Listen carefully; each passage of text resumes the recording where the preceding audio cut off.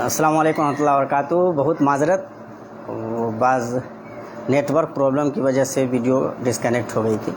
तो मैं सदर साहब से नहायत इज़्ज़त और एहतराम से पूछना चाहता हूँ कि वाक़ईतन आपको ये लगता है या सिर्फ ये भी आपके चुनावी जुमले थे उनकी तरह कि आप 2, 4, 5 सीट जीत करके 5 सीटें आपने जीती हैं, इन पे आपको मुबारकबाद देना चाहिए। ज़ाहिर है डेमोक्रेसी में मुबारकबाद देनी चाहिए, अगर कोई जीता है तो जीता है। आपने 5 सीटें जीती हैं, आपको मुबारकबाद भी मिलनी चाहिए। मुबारकबाद आपको कि आपने ये सीटें जीती। लेकिन क्या आप वाक़ईतन जब आप तकरीर कर रहे थे और पूरे उस जोश में, जिस जोश में आमतौर पे आप बोलते नहीं हैं, जिस जोश में आप बोल रहे थे, तो वाक़ईतन आप दिल से बोल रहे थे, या फिर ये कि आप लोगों को वही ख्वाब दिखा रहे थे जो ख्वाब कोई भी नेता आ करके गलत तरीके से दिखा करके जाता है और उसका वो मकसद नहीं होता है, वो मतलब नहीं होता है। आप क्या बताएंगे किस बुनियाद पे, वो कौन सा रूट है, वो कौन सा बेस है जिस बेस पे आप इतना बड़ा दावा करते हैं? मैं सीमांचल के उन तमाम लोगों से गुजारिश करना चाहता हूं कि एक मर्तबा आप रिज़ल्ट पे नज़र भी रखिए। आपने 5 सीटें दी हैं मजलिस इत्तेहादुल मुस्लिमीन को और मुबारकबाद, लेकिन आप उन तमाम उम्मीदवारों को देखिए जो जीते हैं और उनके मुकाबले में उन उम्मीदवारों को भी देखिए जो हारे हैं। आपको पता है ये जीतने वाले उम्मीदवार मुसलमान हैं और ये हारने वाले उम्मीदवार भी मुसलमान हैं। यानी बहुत लिखित रूप में ये बात कही जा सकती है, लिख कर दिया जा सकता है कि इन 5 सीटों से बहर सूरत कोई मुसलमान जीत कर आते। जब मुसलमान ही जीत कर आते तो 2 बात हो सकती है। आप अपनी क़यादत का मतलब ये समझते हैं कि वो मुसलमान हो या नहीं हो, पार्टी आपकी हो, या दूसरा मतलब ये है कि आप मुस्लिम एम्पावरमेंट के लिए काम कर रहे हैं। तो मुझे बताएं कि जो सीटें रिवायती तौर पे मुसलमान जीतते आ रहे हैं और किसी सेकुलर पार्टी के बैनर तले जीतते आ रहे हैं, वो सीटें आपने जीत ली हैं, तो क्या कर दिया है आपने? इलेक्शन के बाद आप अपोजिशन से पूछ रहे हैं कि वो अपना जायज़ा लें कि वो बीजेपी को क्यों नहीं रोक पा रहे हैं, और आपने मुख्तलिफ जगहों पे जाजा खा करके जो सेकुलर वोट था उसको डिवाइड किया। जाहिर है मुसलमान अगर सेकुलर फोर्सेस के साथ हैं तो ये माना जाएगा कि मुसलमानों का वोट सेकुलर फोर्सेस को जाता है। फिर आप ये उल्टा सवाल भी कर रहे हैं, तो ये तो एक जायज़ा आपको भी लेना चाहिए। जाहिर है ये अपोजिशन पार्टियों की भी जिम्मेदारी है, आरजेडी की जिम्मेदारी है, कांग्रेस की जिम्मेदारी है, लेफ्ट की जिम्मेदारी है कि वो अपना जायज़ा लें, इंट्रोस्पेक्ट करें और देखें कि वो कहाँ भूल कर रहे हैं। लेकिन क्या सदर साहब ये आपकी भी जिम्मेदारी नहीं है? आपकी भी है। और ये सवाल जब आप उनसे पूछ रहे हैं तो ज़रा सा एक मर्तबा आप अपने आप से भी पूछिए। ये 5 सीटें मैं फिर आपको बता रहा हूँ, ये वो सीटें हैं जो बहर सूरत मुसलमान जीतते, बहर सूरत जीतते, मुसलमानों की अक्सरियत है। हारने वाला भी कैंडिडेट मुसलमान है, वो मुसलमान ही जीतता, आरजेडी से जीतता, कांग्रेस से जीतता, जेडीयू से जीतता, जिससे जीतता मुसलमान जीतता। आपने मुसलमानों को हराया है और ये बात सच है, इस सच्चाई का कोई इनकार नहीं कर सकता।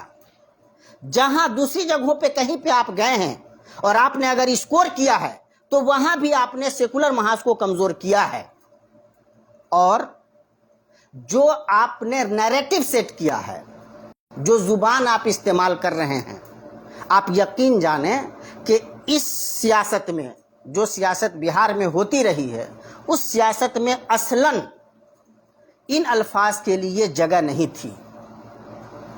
पहले हम मिथिलांचल से आते हैं, मिथिलांचल में ये सियासत नहीं होती थी। पूरे मिथिलांचल से बड़ी मुश्किल से वो आसिफ जीत पाए हैं, और शायद वो इसलिए भी कि बेचौल के ख़िलाफ़ बाज़ाब्ता एक जहन था, वरना इन खित्तों से 5-7 मुस्लिम उम्मीदवार जीत करके आते थे। चंपारण से 2-3 उम्मीदवार जीत करके आ जाते थे। 178 वोट से बमुश्किल तमाम, बड़ी मुश्किल से फैसल रहमान जीत करके आए हैं, जबकि ढाका में भारी अक्सरियत मुसलमानों की है। मैं बाजपट्टी से आता हूं, जो सेकुलर फोर्सेस हैं उनको जब कमज़ोर करने की कोशिश होती है, जन स्वराज से खड़े थे आज़म खान साहब, अनवारुल हक साहब के साहबजादे हैं। अनवार साहब पूरी ज़िंदगी इन्हीं सेकुलर पार्टियों की सियासत करते रहे। मुकेश यादव को आरजेडी ने वो टिकट दिया था, वो सीटिंग एमएलए थे, 3-4 हज़ार से हार गए, 6-7 हज़ार वोट वो आजम खान साहब लेकर के आए हैं जन स्वराज के बैनर तले। तो ये जो सूरत हाल पैदा हुई है, एक नैरेटिव जब आप मजहबी बुनियाद पे सेट कर रहे हैं, आपको इंशाअल्लाह माशाअल्लाह की सियासत करनी है, ला इलाहा इल्लल्लाह मुहम्मद रसूलुल्लाह का बैनर सियासी मैदान में, सियासी स्टेज पे आकर के खड़ा करना है, तो आप मोरली अखलाकी तौर पर ये जवाज़ खो देते हैं कि आप जय श्री राम की मुखालफत कर सकें। आप शायद भूल रहे हैं कि आप अपने इन जज्बाती मजहबी नारों से दूसरी तरफ के जज्बाती मजहबी नारों को तक़वियत पहुंचाने की गलती कर रहे हैं। और जो अददी क़ुव्वत है हमारे पास उस मुल्क में, उस रियासत में 18% की आबादी है ज़्यादा से ज़्यादा, तो जब भी मजहबी बुनियादों पे ये सियासत होगी तो लोग भूल जाएंगे कि उनकी दूसरी प्राथमिकताएं क्या हैं, उनकी दूसरी तरजीहात क्या हैं, उनके मसाइल क्या हैं। मजहबी जज्बातियत सबसे हावी होकर के काम करती है, और इसमें कोई शक नहीं है कि सोशल वेलफेयर यानी समाजी सतह में बहुत सारी स्कीमों के साथ साथ बीजेपी के इस कदर उत्थान के पीछे, इस कदर तरक्की के पीछे मजहबी जज्बातियत का भरपूर किरदार है। ये दुनिया के तमाम माहिरीन जो सियासत पे नज़र रखते हैं वो इस हकीकत को तस्लीम करते हैं। बीजेपी को मालूम है कि वो इस लाइन पे रह करके ही बेहतर कारकर्दगी का मुजाहरा कर सकती है। आपने देखा होगा कि चाहे जैसे हो, जिस तरह से भी हो, बीजेपी के बड़े से बड़े लीडर से लेकर के छोटी सतह का लीडर भी इस तरह की कोई ना कोई बात ज़रूर करता है जिससे पोलराइज किया जा सके। मुझे अफसोस ये है कि जब आरजेडी की हार की बात होती है, कांग्रेस की बात होती है हार की, तो ये देखा जाता है कि कौन सी जाति ने किसको वोट किया और किसको वोट नहीं किया। कुर्मी ने किसको किया, पासवान ने किसको किया, और मुख्तलिफ जो सब कास्ट्स हैं हिंदू भाइयों के यहाँ, उनमें से किसने किसको किया, यादव ने किसको किया, भूमिहार का वोट किधर गया। लेकिन ये बात नहीं आती है कि मजहबी बुनियादों पे बांटने की जो कोशिश की गई वो क्यों की गई, उस पर किसी किस्म का कोई सवाल कायम ही नहीं होता है। और ये बड़ी ख़तरनाक बात है। हम जब अवैसी साहब की इस सियासत को रद्द करते हैं, आप यकीन जानें बैरिस्टर हैं, पढ़े लिखे लीडर हैं, एक लीडर की हैसियत से और जिस तरह से इश्यूज़ को वो उठाते हैं, उस ख़ास तनाज़ुर में उनकी एक इज़्ज़त है लोगों की निगाह में और होनी चाहिए। लेकिन जो सियासत हमारे लिए नुकसानदेह है वो है, उसकी बुनियादें हैं। हम जब ये बात कहते हैं तो ऐसे नहीं कहते हैं। 1990 से लेकर के अब तक सबसे कमज़ोर नुमाइंदगी मुसलमानों की इस मरतबा 2025 में हुई है। 10 से 11 टोटल नुमाइंदे जीत करके गए हैं।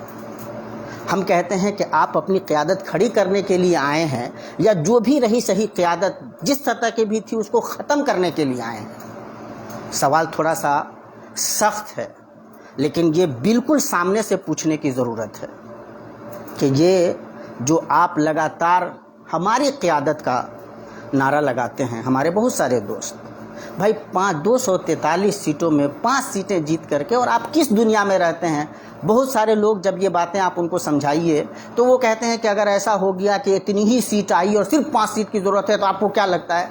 मेरे भाई, ख्वाब की जन्नत में रहने से इंसान जन्नत में नहीं चला जाता है, ख्वाब में हुनूज़ जो जागे हैं ख्वाब में। और दूसरी जो नज़रियाती तौर पे जो सच्चाई है जिसको समझना बहुत ज़रूरी है वो ये है कि जिस बुनियाद पे आप बीजेपी को रिजेक्ट करते हैं, उसी बुनियाद पे आप अवैसी साहब को कैसे प्रमोट कर सकते हैं, कैसे, ये समझना बहुत ज़रूरी है।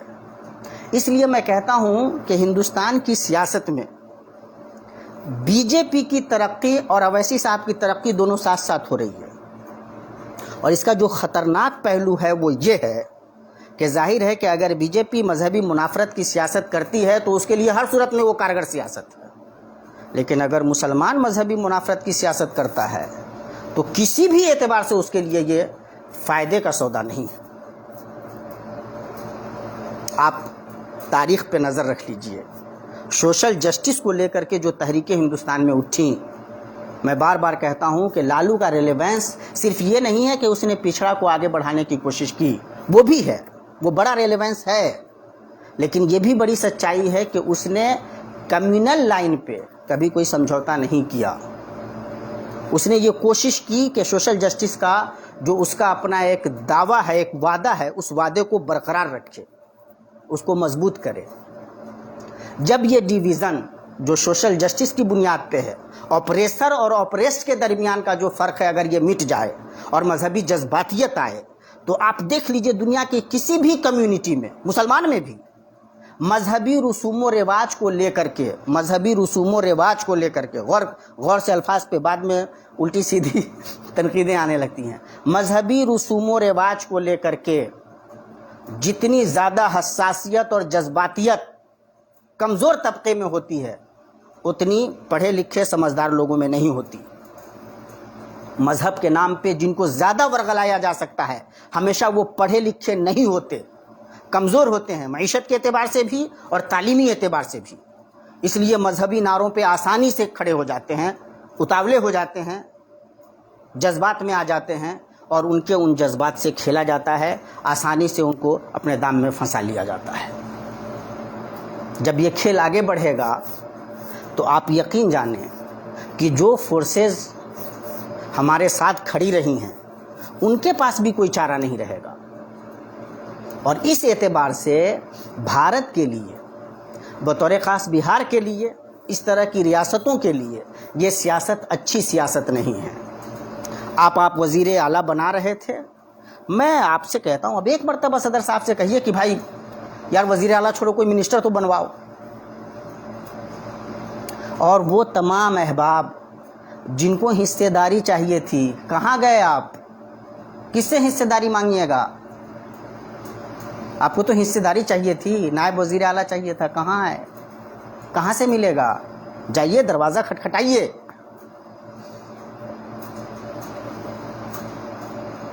ये जो जब भी इलेक्शन आता है, इलेक्शन से फ़ौरन पहले इस किस्म के जज्बाती नारे उछाले जाते हैं और हम उन नारों की जद में आते हैं, और उसके बाद जब रिज़ल्ट आता है तो चेहरे बुझ जाते हैं। 2 रोज़ पहले तक जो लोग सेकुलर पार्टियों को गाली देते नहीं थकते, 2 रोज़ के बाद वही फिर जब इलेक्शन का रिज़ल्ट आने लगता है, एग्ज़िट पोल आने लगते हैं, एग्ज़िट पोल की सारी सच्चाइयाँ सामने आने लगती हैं, तो फिर अरे महागठबंधन का देखो क्या हुआ, उसको देखो क्या हो रहा है, वहाँ एक मुसलमान उम्मीदवार था, जीता कि नहीं जीता।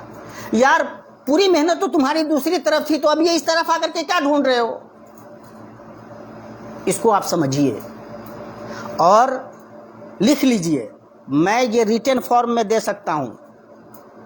सोशल साइंस का छोटा सा तालिब इल्म रहा हूँ, हो सकता है सियासत की वो समझ नहीं हो। बहुत सारे हमारे बाप कहते भी हैं कि आप सऊदी अरब में बैठे हुए हैं, आपको क्या पता कि बिहार में क्या हो रहा है। जाहिर है भाई, ये तंज तो आसानी से किया जा सकता है और शायद इसमें सच्चाई भी हो। सोशल साइंस का एक अदना सा तालिब इल्म रहा हूँ, मैं लिख के आपको दे सकता हूँ, आप ड्राइविंग सीट पे नहीं हैं। आप न मानिए या मानिए, लेकिन आप ड्राइविंग सीट पे नहीं हैं। आप हिंदुस्तान में ये नहीं तय कर सकते कि सियासत किस रुख जाएगी, नहीं तय कर सकते।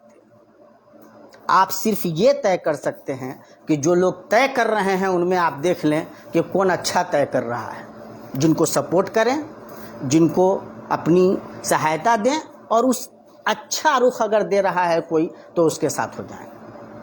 इसको मानने में तकलीफ़ होती है, जज्बातियत यहाँ पे नहीं है, अल्फाज बहुत सख्त नहीं निकाल पाएंगे आदमी, लेकिन ये वो सच्चाई है जिसे माने बगैर कोई चारा नहीं है। मैं थोड़ा सा आपको बैक ले जाऊं। मौलाना अबुल कलाम आज़ाद हिंदुस्तान में जब भारत आज़ाद हो रहा है, वो सबसे कम उम्र सदर बने थे। 1923 में जब सदर बने तो उनकी उम्र सबसे कम थी, उस वक्त 35 साल के थे वो। दोबारा 1939 से लेकर के 1946 तक वो कांग्रेस के सदर रहे हैं, जब मुल्क अपने सबसे नाजुक तरीन मरहले से गुजर रहा था।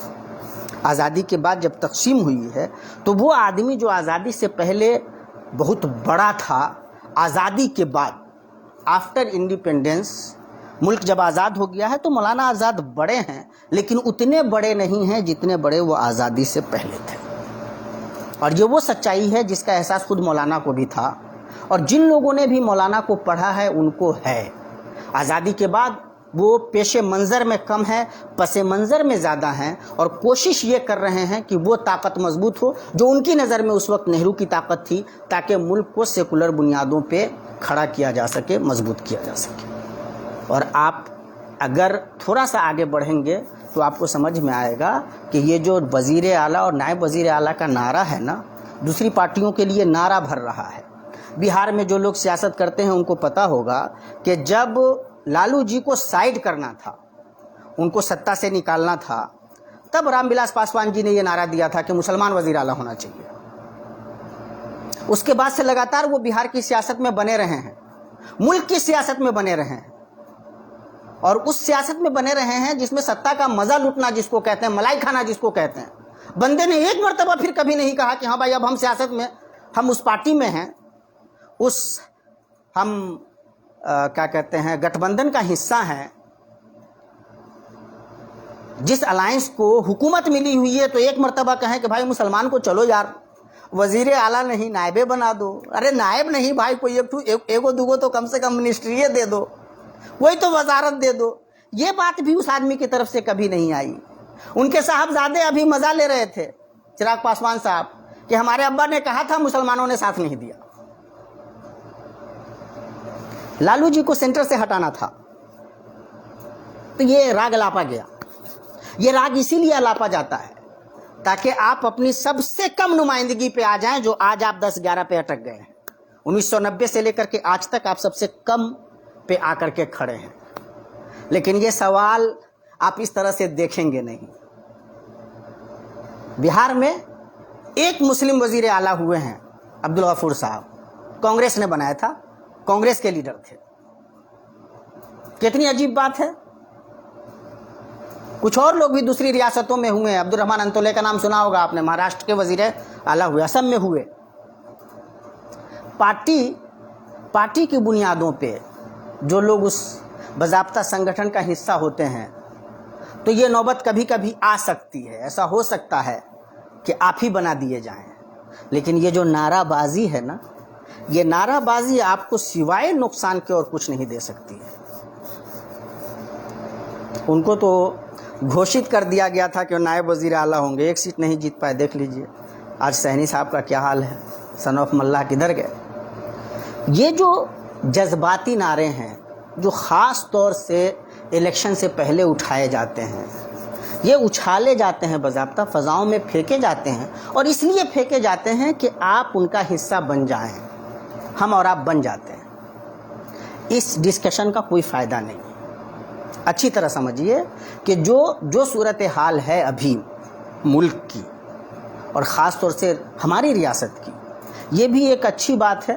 بہرحال کریڈٹ دینا چاہیے، سچائی کو قبول کرنا چاہیے کہ پچھلے چند سالوں میں خاص طور سے نتیش کمار نے جو حکومت کی ہے وہ قابل تعریف ہے، اس حیثیت سے کہ انہوں نے لا اینڈ آرڈر کا کوئی ایشو نہیں بننے دیا، اس کو ماننا چاہیے۔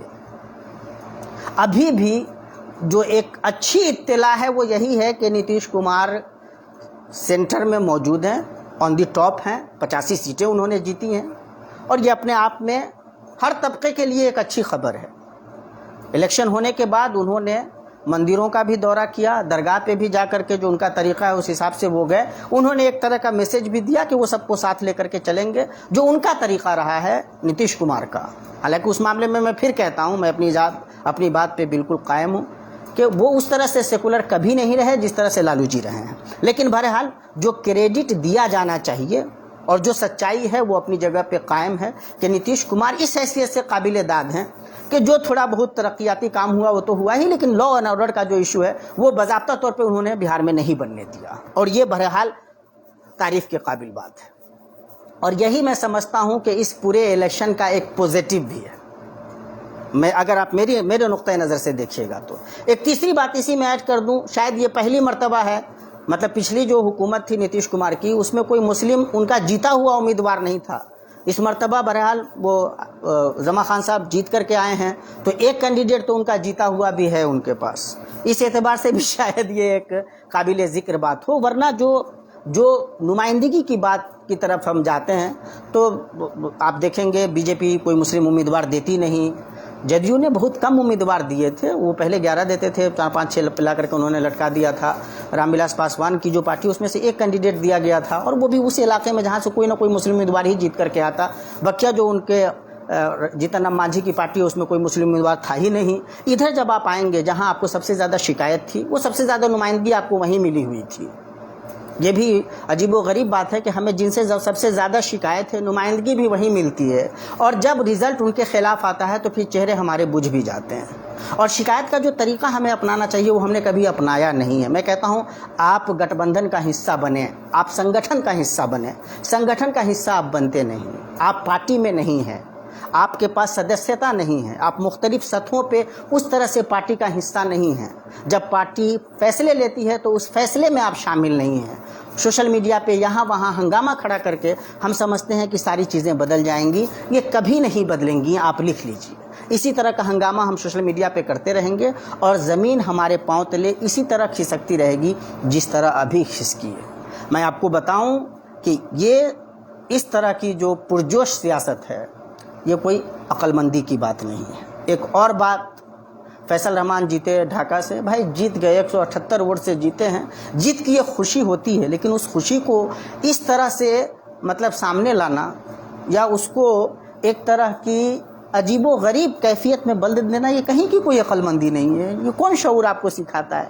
کس تہذیب کی نمائندگی کرتے ہیں آپ؟ تو ذرا سا اپنے شعور کا بھی پتہ دیں. جیت گئے آپ کے اگر نمائندے تو آپ کو شکر گزار ہونا چاہیے, اللہ کا شکر ادا کرنا چاہیے, اور جن لوگوں نے ووٹ کیا ہے ان کے تئیں آپ کے اندر ایک احساس ذمہ داری پیدا ہونا چاہیے کہ ہاں اب ہم کام کر کے دکھائیں گے. اس کی بجائے جو کیفیت دیکھنے کو ملی یہ بہت افسوسناک ہے. اب اس طرف آئیے, جو رزلٹ آنے کے بعد کانگریس نے بطور خاص سوالات اٹھائے ہیں. دیکھیں یہ سوالات ناجائز سوالات نہیں ہیں. کانگریس اس پورے مدعے کو لے کر کے, ووٹ چوری کے مدعے کو لے کر کے یا چناؤ آیوگ کے کردار کو لے کر کے آج سے نہیں پچھلے کئی مہینوں سے اور مختلف دلائل کی روشنی میں پریزنٹیشن دے کر کے بتا رہی ہے کہ اس کے جو عدم اطمینان کی وجہ ہے وہ کیا ہے. تو وہ بیس لیس نہیں ہے, اس کی بنیادیں ہیں, لیکن یہ لڑائی پارٹی کی ہے, یہ لڑائی سیاست دان کی ہے, یہ لڑائی فرد کی نہیں. ہمارا مسئلہ کیا ہے؟ میں جو آپ سے گزارش کرنا چاہتا ہوں, جب بھی کوئی رزلٹ آتا ہے جو ہمارے مطابق نہیں آتا ہے تب ہم EVM کا معاملہ لے کر کھڑے ہو جاتے ہیں, تب ہم ووٹ چوری کا معاملہ لے کر کھڑے ہو جاتے ہیں. یہ عقل مندی نہیں ہے, یہ منفی سوچ ہے. اصل میں ہم اپنے آپ کو تسلی دیتے ہیں. میں کہتا ہوں کہ اگر یہ اتنا بڑا مدعا تھا اور اتنا ہی بڑا معاملہ تھا تو ان پارٹیوں کو بائیکاٹ کر دینا چاہیے تھا, یا طے کر لینا چاہیے تھا کہ جب تک یہ بات کلیئر نہیں ہو پائے گی تب تک ہم لڑیں گے ہی نہیں. ان کو یہ پتیلی سے زیادہ چمچے کیوں مطلب گرم ہونے کا کام کر رہے ہیں, اس کو سمجھنا ضروری ہے. یہ ہماری عجیب و غریب نفسیات ہے. اچھا, زیادہ تر جو ہم تجزیہ کرتے ہیں ہم زمین پہ ہوتے نہیں ہیں. اپنے طور پہ ابھی جب رزلٹ آنے والا تھا, ایگزٹ پول مختلف بڑی جو میڈیا کی کمپنیاں ہیں وہ ایگزٹ پول اپنا پیش کرتی ہیں, ان کے جو اندازے ہیں وہ سامنے رکھتی ہیں. آپ اندازہ لگائیں, وہ جو ان کے اندازے ہیں نا ان کے بیسس ہوتے ہیں, باضابطہ ان کا سروے ہوتا ہے, ان کے لوگ ہوتے ہیں جو بکھرے ہوئے ہوتے ہیں. وہ کبھی صحیح کبھی غلط ہو سکتا ہے, کوئی بھی اندازہ پرفیکٹ نہیں ہوتا ہے, کبھی صحیح ہوگا کبھی غلط ہوگا, کبھی بیسلیس بھی ہو سکتا ہے بڑی کمپنیاں بھی کبھی چھلاوائی کر رہی ہوں, یہ بھی ممکن ہے. لیکن بہرحال ان کے پاس ان کا ایک طریقہ ہوتا ہے, ان کے افراد ہوتے ہیں, وہ سروے کرتے ہیں, اس کے بعد وہ کسی نتیجے پہ پہنچتے ہیں. ہم گھر بیٹھے بیٹھے میرا سروے اپنا سروے دکھا رہے ہیں لوگوں کو. بھائی کچھ تو ہمیں اپنا بھی شعور رکھنا چاہیے. ہم کون ہوتے ہیں سروے کرنے والے؟ یہ ہمارے پاس اس سروے کے لیے یا ہم جو اپنا ایگزٹ پول لوگوں کو دے رہے ہیں اس کے لیے ہمارے پاس کوئی بیس ہے؟ ہم نے چیک کیا ہے, ہمارے افراد تھے تمام, پوری ریاست میں ہم پھیلے ہوئے تھے. تو ان چیزوں پہ ذرا سا شعور کی نگاہ ڈالنی چاہیے. تو چونکہ ہم اپنے طور پہ ایک ذہن بناتے ہیں کہ ہاں اتنا ووٹ, اتنا فلانے کا ووٹ ہے, اتنا فلانے کا ووٹ ہے, تو اتنا ووٹ ہو جائے گا اور جیت جانا چاہیے. ایسے نہیں ہوتا ہے. زمین پہ جب آپ اتریں گے تو آپ کو پتہ چلا کہ ہم جو سوچ رہے تھے اس میں اور جو ہو رہا ہے اس میں آسمان و زمین کا فرق ہے. آپ کو بتا میں مختلف جگہوں سے ہمارے پاس جو ہمارے احباب ہیں جن سے بات چیت ہوتی ہے وہ پتہ چلا کہ بھائی لوگ بڑی قوت سے جدیو کو ووٹ کر رہے تھے, مسلمان بھی ان کے نمائندگان کو بڑی قوت سے ووٹ کر رہے تھے، ان کو جو سہولتیں ملی ہوئی تھیں ان کو یاد تھیں، کیا دوسری چیزیں یاد ہی نہیں تھیں؟ تو ہمارے کہنے کا مطلب یہ ہے کہ ہم جب اپنا ایک ذہن بناتے ہیں تو وہ صرف ذہن ہے، اس کے پیچھے کوئی باضابطہ دلیل نہیں ہے، اس کے پیچھے باضابطہ کوئی ڈیٹا نہیں ہے۔ اور جب وہ ذہن ہم نے جو بنا لیا اس کے مطابق رزلٹ نہیں آیا تو ہم پریشان ہو جاتے ہیں، پھر ہم وہ ای وی ایم میں گڑبڑ ہے تو ووٹ چوری کر لیا گیا۔ بھائی ووٹ چوری ہوا ہو تب یا ای وی ایم میں گڑبڑ ہو تب، یہ مسئلہ ہمارا اور آپ کا نہیں، فرد کا نہیں ہے، یہ اس پارٹی کا ہے۔ پیسے اس نے لگائے تھے، محنتیں اس نے صرف کی ہیں، سب کچھ اس نے کیا ہے، اس کو اس کا اتنا مسئلہ نہیں ہے جتنا ہمیں، اس کو سمجھنا ضروری ہے۔ اس لیے آپ کا جو یہ دکھ ہے وہ صحیح جگہ پہ نہیں ہے، یہ تکلیف آپ کی درست جگہ پہ نہیں ہے، اس تکلیف سے نکلیے۔ پارٹیوں کو یہ کام کرنے دیجئے، ان کی ذمہ داری ہے۔ پارٹی اگر آپ پارٹی سے منسلک ہے، کبھی وہ کال دیتی ہے جائیے، یہ آپ کی آزادی ہے، لیکن آپ یہ غم اپنے اوپر لے کر کے بیٹھے رہیں، یہ سمجھداری کی بات نہیں ہے۔ میں پھر کہہ رہا ہوں کہ میں چناؤ آیوگ کو کوئی کلین چٹ نہیں دے رہا، میرا ماننا ذاتی طور پہ اگر میرا موقف پوچھیے گا تو میں کانگریس کے ساتھ ہوں اس معاملے میں، لیکن یہ فرد انفرادی طور پہ یہ ہماری ذمہ داری نہیں ہے کہ جیسے ہی رزلٹ آوے تو اب ہم بلیم کرنے لگ جائیں، یہ سمجھداری کا تقاضا بھی نہیں ہے، اور آپ یقین جان لیجئے کہ اس راستے سے پھر کوئی تبدیلی رونما بھی نہیں ہو سکتی ہے، یہ والا دکھ ہمیشہ جاری رہے گا۔ اس سلسلے سے کی ایک اور بات، بھائی جب کوئی کسی سیاست کی مخالفت کرتا ہے، جیسے ہم اویسی صاحب کی سیاست کے قائل نہیں ہیں بہار میں، ان کی جو شناخت کی مسلم شناخت کی سیاست ہے ہم اس کے قائل نہیں ہیں، یا جن سوراج جس طرح سے ابھی پرشانت کشور آئے تھے، ہمیں نہیں لگا کہ وہ آدمی قابل اعتماد ہے، ہم نے دلائل کی روشنی میں اس سیاست کی مخالفت کی، ہم نے اویسی صاحب کی سیاست کی دلائل کی روشنی میں مخالفت کی، ہم نے پرشانت کشور صاحب کی مخالفت کی۔ اس کا یہ قطعاً مطلب نہیں ہے کہ ہم ان کا حق نہیں مانتے کہ وہ لڑیں، ہم کون ہوتے ہیں بھائی ان کو روک دینے والے؟ نہ ہماری صلاحیت ہے نہ ہم روک سکتے ہیں، لیکن یہ صلاحیت ہے ہماری، یہ جمہوری حق ہے ہمارا کہ ہم سوال کھڑے کریں، یہ جمہوری حق ہے ہمارا کہ ہم اپنی جو سمجھداری ہے وہ ساجھا کریں، ہم جو محسوس کرتے ہیں، ہم جس نتیجے تک پہنچتے ہیں وہ نتیجے ملت کے سامنے رکھیں۔ مجھے یاد پڑتا ہے بہت سارے لوگ جب کوئی چیز آپ پیش کرتے ہیں تو ان کو ظاہر ہے ان کا اپنا ایک ماننا ہوتا ہے، ان کی اپنی ایک رائے ہوتی ہے، وہ رائے آپ کی رائے سے ٹیلی نہیں کھاتی، تو وہ اب مطلب مختلف طریقے اپناتے ہیں۔ میرا ماننا یہ ہے کہ آپ کی رائے ہے، اس رائے کا احترام ہے، رائے صحیح ہو یا غلط ہو آپ جنتا کی عدالت میں رکھ دیجئے، جن کو سمجھ میں آئے گا قبول کر لیں گے، نہیں سمجھ میں آئے گا نہیں قبول کریں گے۔ ہم جو باتیں کہتے ہیں کیا ضروری ہے کہ ہماری ساری باتوں سے سارے لوگ سہمت ہوں؟ لیکن یہ ہمارا حق ہے کہ ہم یہ کہہ سکیں۔ اگر اویسی صاحب کا یہ حق ہے کہ وہ جا کر کے الیکشن لڑ سکیں، تو ہمارا یہ حق ہے کہ ہم ان کے الیکشن لڑنے کے طریقے کی مخالفت کر سکیں، سوال کھڑے کر سکیں، ہم اپنے طور پہ ملت کو یہ بتا سکیں کہ یہ سیاست اس کے لیے، ملت کے لیے مفید نہیں ہے، نقصان دہ ہے۔ ظاہر ہے 28 سیٹوں پہ وہ لڑ رہے تھے، 5 سیٹیں وہ جیتے، اس کا مطلب یہ ہے نا کہ بھائی ہم جن لوگوں سے گزارش کر رہے تھے، 5 کم سے کم ایسے حلقے ہیں جہاں کے لوگوں نے ہم جیسے لوگوں کو قابل نہیں سمجھا کہ ہماری بات مانی جائے، ان کو مبارکباد ہے، اور وہ ایسا مطلب اس کے لیے وہ آزاد ہیں۔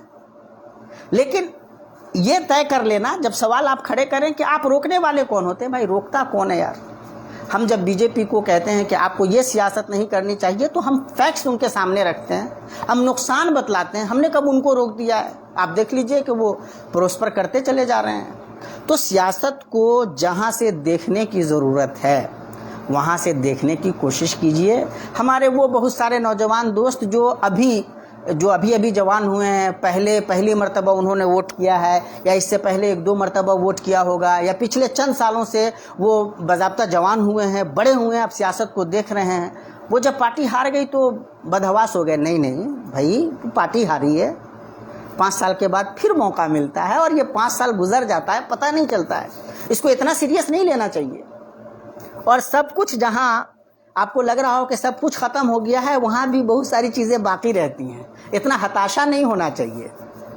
اور آپ یاد رکھیے کہ چناؤ سے پہلے بہت ساری باتیں کہی جاتی ہیں، اس لیے تاکہ آپ کو پرووک کیا جا سکے۔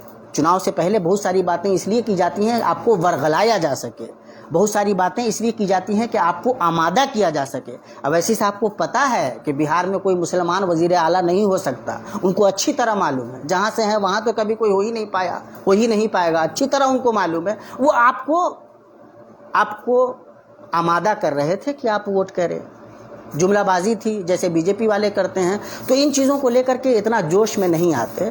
پولیٹکس کا اپنا ایک طریقہ ہوتا ہے، بولنے کا اپنا ایک طریقہ ہوتا ہے۔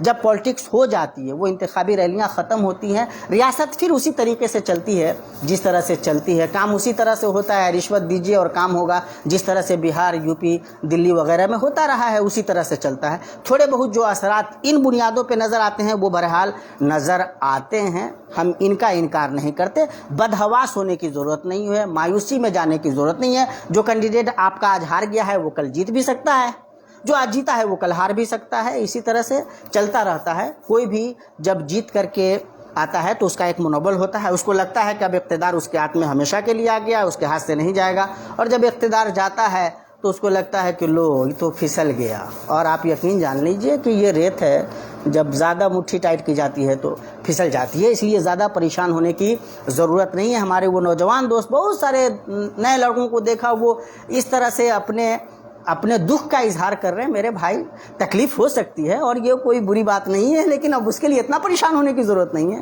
Take positive, don't go into negative, ساری چیزیں پھر ٹھیک ہو جاتی ہیں۔ سیاست اسی طرح سے چلتی ہے، اس سے بھی خراب صورتحال پیدا ہوتی رہی ہے، اس لیے پریشان نہیں ہونا چاہیے۔ ایک مرتبہ پھر مبارکباد ان تمام لوگوں کو جو جیتے ہیں، ایک مرتبہ پھر کوشش کرنے کی ضرورت ہے ملت کو کہ جذباتی نعرے آپ کے لیے نقصان دہ ہیں، فائدہ مند نہیں ہے۔ یہ بات بہت قوت سے کہی جا سکتی ہے۔ ایک بات اور جو کہنے کی ضرورت ہے، وہ بار بار جب بھی ہم بات کرتے ہیں نا، لوگ کہتے ہیں کہ آر جے ڈی کا مطلب مسلم یادو ہے۔ بھائی یہ پھینکا ہوا جملہ ہے۔ آپ کبھی انہوں نے جن لوگوں کو دیا ہے نا ٹکٹ، آپ ذرا اس کی فہرست نکال لیجئے، کہ آر جے ڈی نے کن لوگوں کو ٹکٹ دیا تھا۔ 18 مسلمان کینڈیڈیٹ تھے ان کے، کچھ 40 کے قریب یادو بھی تھے، 143 سیٹوں پہ لڑ رہی تھی، تو 18 اور 40 58 60، یعنی آپ 80 سیٹیں پھر دیکھ لیجئے کہ انہوں نے کن کو دیا ہے۔ آپ کو سمجھ میں آ جائے گا کہ یہ جو باتیں کہی جاتی ہیں کہ یہ مسلم یادو کی پارٹی ہے، یہ ایک اپوزیشن کا پھینکا گیا ہوا، اچھالا گیا ہوا جملہ ہے۔ پرابلم جب تک کہ آپ ان سچائیوں کو نہیں سمجھیں گے نہیں سمجھ پائیں گے۔ سنجے جھا جو ان کے بہت ہی زبردست قسم کے اینکر ہیں، وہ جھا ہیں۔ پارٹی میں دوسرا سب سے بڑا جو چہرہ ہے وہ عبدالباری صدیقی صاحب کا ہے، مسلمان ہیں۔ اور بھی جب آپ اندر جائیں گے تو آپ کو بہت ساری چیزیں پتہ لگیں گی۔ تو ذرا سا سیاست کو صحیح تناظر میں سمجھیے۔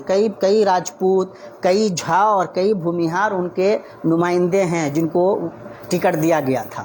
سمجھیے وہ سیاست اس طرح سے نہیں چل رہی ہے جس طرح سے آپ کو باور کرایا جا رہا ہے۔ اور اسی لیے جو بہوجن سماج یعنی کہ جو پچھڑوں کی سیاست کرتے ہیں، ان کے جو مفکرین ہیں وہ اس بات کو لے کر کے پریشان ہیں کہ یہ پارٹیاں بھی اگر سورن کو ہی ٹکٹ دیں گی تو کیسے ہوگا۔ ان کا دکھ کچھ اور ہے، ہمارا آپ کا دکھ کچھ اور ہے۔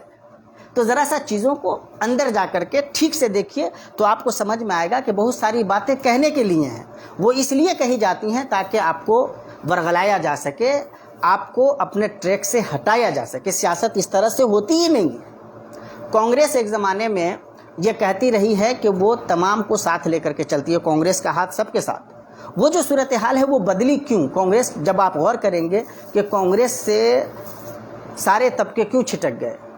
ایک مدت تک مسلمان ان کے ساتھ تھے، اپر کاسٹ کو بی جے پی کی شکل میں مانا جاتا ہے، ایسا کہ بی جے پی کی شکل میں ایک بڑا الٹرنیٹ مل گیا، اس لیے جو پورا ووٹ ہے وہ بی جے پی کی طرف شفٹ ہو گیا۔ یہ عام پرسیپشن ہے، لیکن جب آپ اندر جائیں گے تو آپ کو پتہ چلا گیا کہ بہت سارے لوگ ہیں جو ٹریڈیشنلی کانگریس کے ساتھ تھے، وہ آج بھی ہیں۔ تو ان چیزوں کو سمجھنے کی ضرورت ہے کہ بہت ساری چیزیں زمین پہ اس طرح سے نہیں ہوتی ہیں جس طرح سے عام پرسیپشن بنا ہوا ہوتا ہے۔ اسی لیے سیاست جب بدلتی ہے، جب نتائج بدلتے ہیں، آپ کے سامنے ہمارے سامنے آتے ہیں، تو ہم پریشان ہوتے ہیں کہ بھائی یادو اتنا تھا، مسلمان اتنا تھا، اور جو چھوٹی برادریاں مانی جاتی ہیں ان کے اتنے لوگ تھے، تو ایسا کیسے ہو گیا؟ جبکہ جو لوگ ووٹ کرنے جا رہے ہیں وہ اب ان چیزوں کو دیکھ نہیں رہے ہیں۔ آئیے ان سچائیوں کو قبول کرنے کی طرف، دکھ بھی کم ہو جائے گا اور سیاست کے جو نئے ڈائمنشنز بن رہے ہیں ان کو ہم سمجھ بھی پائیں گے۔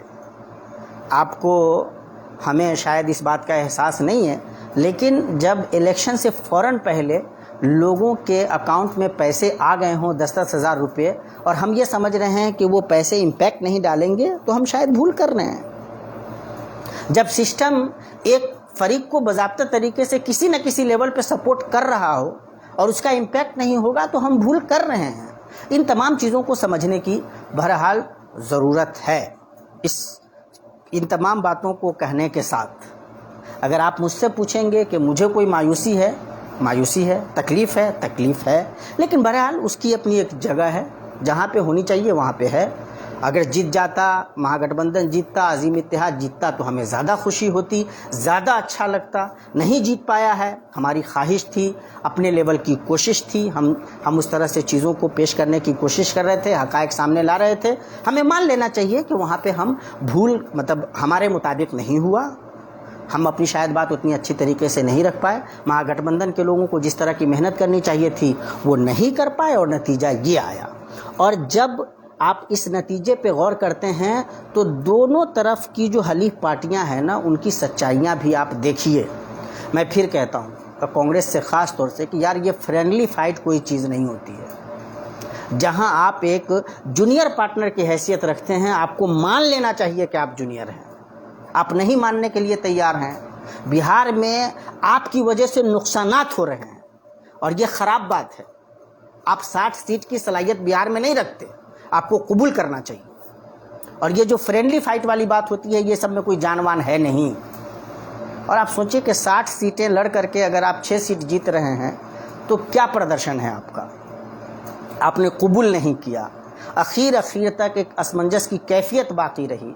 जिस तरह का रिजॉल्व होना चाहिए, एक तरफ आप नज़रियाती असास फराहम करते हैं और वो लड़ाई की बात करते हैं, पहले आप रैली करते हैं, और जब बात आती है कि आप सीटों का बंटवारा करेंगे तो वो आप कर नहीं पाते, फ्रेंडली फाइट के लिए निकल जाते हैं। एक ऐसे अपोजिशन के ख़िलाफ़ जिसके पास ताकत भी है, जो पावर में भी है, जो आपसे ज़्यादा यूनाइटेड है और जो लगातार सत्ते में बना हुआ है, आप कैसे बहुत ज़्यादा अच्छे रिज़ल्ट की तवक्को करते हैं। अब आइए, एक तरफ आप इस अलायंस को देखिए।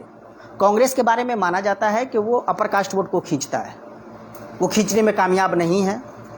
जो भी वोट मिलता है उसमें कुछ ना कुछ शेयर तो आज भी है, लेकिन वो उस तरह से कामयाब नहीं है, वरना जाहिर है कि ये रिज़ल्ट नहीं होता। माना जाता है कि जो आरजेडी है, ये जो यादव मुसलमान का वोट है, वो कांग्रेस भी मुसलमान का वोट खींचता है, और और भी जो लोअर कास्ट है उसका वोट खींचती है। शायद मुसलमान यादव के अलावा बकिया वोट खींचने में उस तरह से आरजेडी कामयाब नहीं है, और ये तजज़िये सामने आ रहे हैं। तीसरा जो सन ऑफ मल्लाह था, वो उसके बारे में मैं क्या बता सकता हूँ।